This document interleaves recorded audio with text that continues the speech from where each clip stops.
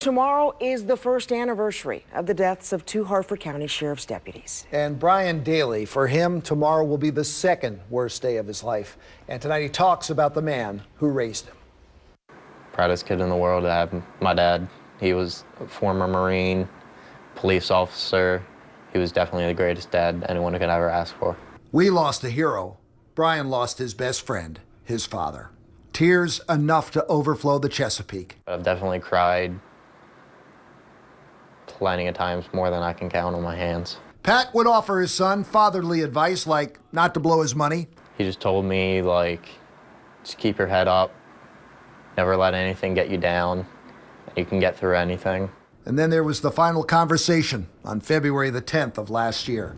He remembers it word for word. I actually had a head cold that day, so my nose was all stuffy, and I actually called him asking if he could pick me up some Mucinex, and he was like, yeah, it's gonna be a little while, I'm up in Bel Air.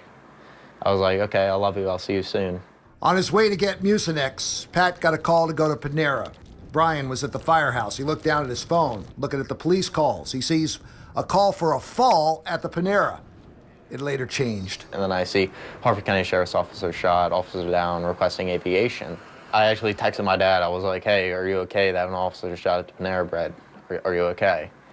And I didn't get a response. There would be no time for final goodbyes, just a final ride. This is like probably the greatest way that we could honor my dad by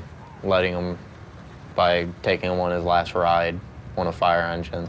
And you know he talks to his dad every single day. He hears all the good things that have happened. Like sometimes I'll be looking at stuff on my phone and I'll think, oh, my dad would like that, and I go to like call him and I'm like, oh wait, I kind of can't.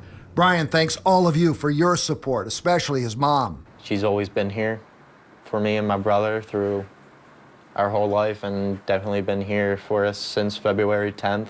Brian just turned 21, had his official beer at Fogo. Just raised my glass. I was like, this is to my dad.